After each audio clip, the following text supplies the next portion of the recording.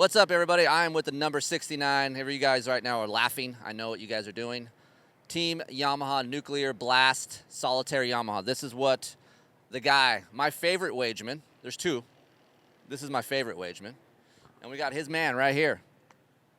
This guy right here is responsible for doing this whole thing up for us in about 30 minutes. Yep, just about 30 minutes, maybe give or take a few, but close enough. So you guys have been doing different motifs every weekend. But I want to dive in to the engine, a little bit about what Wageman, Robbie is my favorite Wageman. Yeah, no, absolutely. Yeah, he has a pretty interesting bike setup. So yeah, I'm interested to talk about it. Okay, so Racetech does the engine, I assume, and Correct. Yeah. So Racetech does the headwork to the motor, and as well as tuning like the map on the ECU. The motor itself is actually all the motors for the team are all assembled in house and gone through and everything. So I actually do all of that myself, as well as take care of the bike. Oh wow! So you actually do a little extra credit. Oh, absolutely. Yeah. No, double the work, double the pleasure. That's right. Okay, so what kind of is Robbie picky with this engine, or is this what he got and this is what he's getting used to, or does he get to change anything? He does. He actually gets the opportunity. Both riders do. They get opportunity to kind of change and change how the power curve actually feels. Both riders are actually on the same kind of characteristics. What they like the hard bottom, but they don't like the immediate hard hitting response. They like it to be kind of mellowed out a little bit. And just kind of finesse it wherever they need it on the track. So that's nice.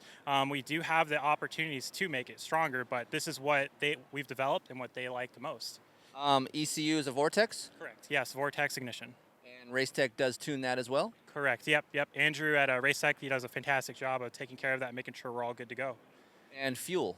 Fuel is actually ETS fuel. Great fuel, really awesome.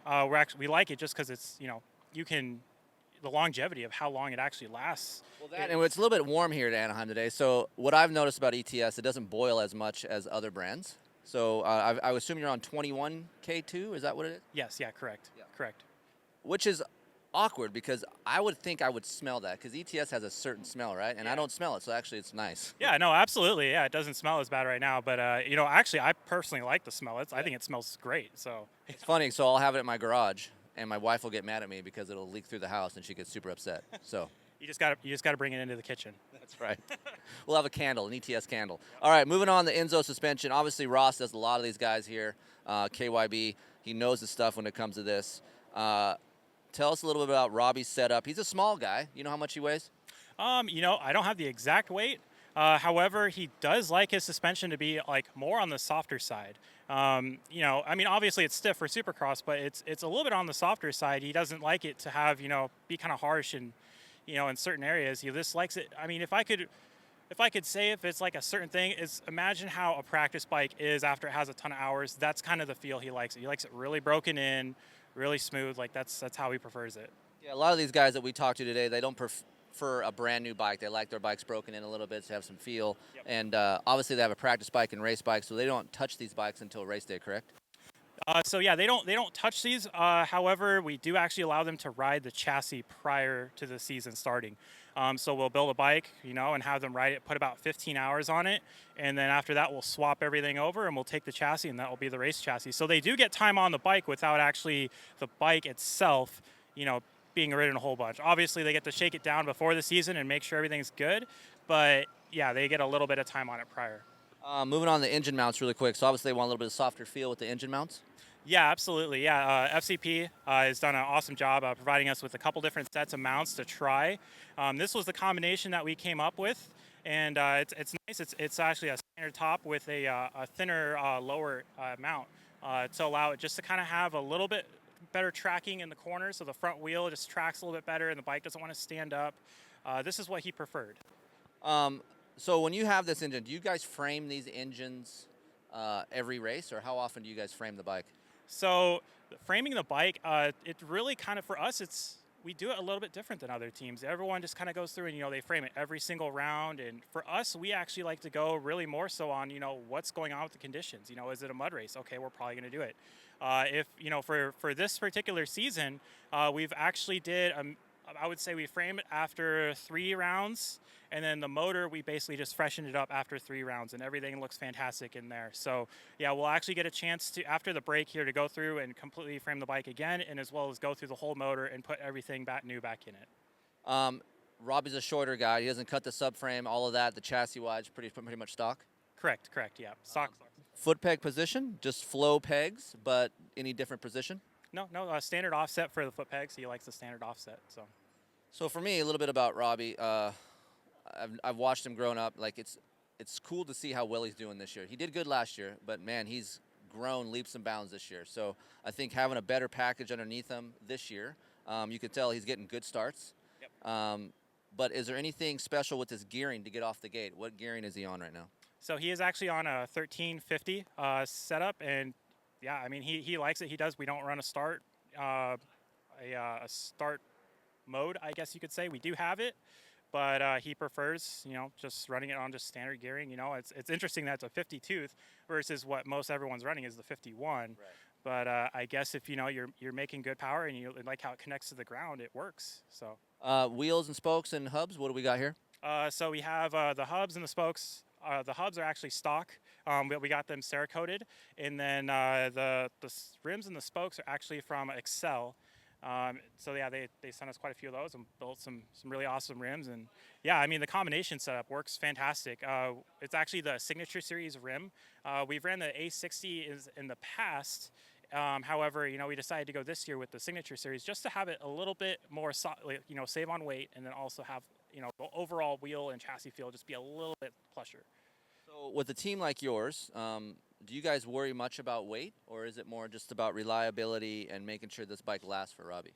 It's a little bit of both. We do focus a lot on weight. I think from our bike in I would say 2 years ago, our bike was actually 3 pounds overstock. Oh, wow. 3 pounds overstock. So and from where we're at now is we are actually about 6 pounds understock. Okay. So, it's quite a bit of change, and, we've done a lot, to the little tiny pieces of making it, lighter, but, obviously you got to have durability in mind. And so we do keep that in mind when we're contributing that into effect. So are you guys on tie bolts? We are, yes. Yep. Yeah, we actually have MetTech supplied us with the titanium bolts. And it's funny, it's supplied. However, we also purchased a lot of stuff. That's a pretty penny right there. Oh, it is a very pretty penny. Yeah, both mechanics, me and the other mechanic, Colin Berg, on our team, we both purchased titanium through MetTech for the past 2 years and just kept piecing it together. And little by little, it's gone leaps and bounds. We went from just having titanium plastic bolts to everything else on the chassis. So now we're probably one more season away from getting some of the other smaller ends and stuff, but we were able to save a lot just on that itself. Okay, I asked all the mechanics this question today. What's one thing Robbie is most pickiest about with his bike? His front end. Believe it or not, he actually runs a twist in the front end of the bike. Like a cock in the twist, like it's a little cocked in there. Yeah. It has to be turned a little bit. If I will set that thing absolutely straight, and he will come over and look at it and go, and he'll move forward 10 feet on the bike, and he'll nudge the wheel to the left, like maybe I think it's about a 3-degree offset. So it's like a 3 to 5 offset. It varies honestly just on the day that he's riding, and it's the strangest thing, but that is the pickiest thing he's picky about. So when you straighten his front end, he'll come in and say, I need a little bit of a twist in that. No, he'll literally just roll right up and just go over, look at it, and just give it a little kick, look at it, and go, it's good. Wow. That's amazing. All right. He's on Ride Engineering bar mounts and clamps. That saves a little bit of weight. Yeah. I noticed he's on a very low bar. He sweeps his bars back, almost a little bit old school Carmichael back in the day. It's actually it's a McGrath bend bar. A standard actual height on the bar mounts as well. Everything on that is actually pretty standard. He does like the split clamp over the solid ride clamp. And airbox cover. I noticed that it doesn't look like you guys have the big scooped air cover like everybody else. No, we don't. We do. We actually do. We've done a lot of different R&D testing on several different combinations, and the OEM style airbox cover is actually what we came up with that works the best. It doesn't, from the outside, it looks like it's completely stock, but I mean, if you pull back the cover, there are holes that allow air into the actual intake. And just from dyno testing with just multiple different setups, that is the combination we found out that works with this setup. All right, Eric's got a little bit more information on the crank itself. When you got guys like Robbie Wageman, under this throttle right here, you need some more durability. He's not the average guy. So tell us a little about more about the crank. Absolutely, yeah. So the crank itself is actually done by Crankworks Industries in Tempe, Arizona. So yeah, they do cranks for everyone, just about everyone here in the pits, and it's awesome the package that they have developed for us. And we've done several different testing packages with them, and it's awesome to have a great company like them, with us and be able to make these kind of gains with just that product alone, and it's huge. So not to mention durability. Yeah, absolutely, durability. I mean, the rod itself they use is actually a pro rod, is what they have, and it's interesting with their connecting rods. Their type is, with other type of rod brands, when it tends to get weak, it breaks. Right? Correct. So, but with trust me, I know about this right now. with these type of connecting rods, the way they're designed is when they become brittle or weak, they bend or they flex, so they actually keeps everything intact. So you're not having a piston lodge into your head or ruining a cylinder. You're simply having a rod bend and just tweak, and it keeps your motor together, and it saves you money in the long run. Or lawn darting yourself because your crank went through your engine. We don't want that either. Not at all. Not at all. So yeah, thank you to them. All right, sitting on Robbie's bike. I'm pretty familiar with the Yamaha, so it feels at home to me. Obviously, we talked a little bit about his bar setup and how much he rolls his bars back. Look, I'm 6 foot. I'm not the size of Robbie, so this fits his size, but his bars are rolled back. Honestly, for how I don't really have much experience with flow levers, but the bend of this lever feels really nice, and actually the touch of the lever feels good. Really light pull, one of the lightest pulls I felt today, so that's actually rider friendly. His grips feel pretty small. I know he has smaller hands, and the front brake feels like normal. It engages about the same size as mine. So for me, grabbing that front brake, pulling it in, feels about the same. So nothing really abnormal with Robbie's bike.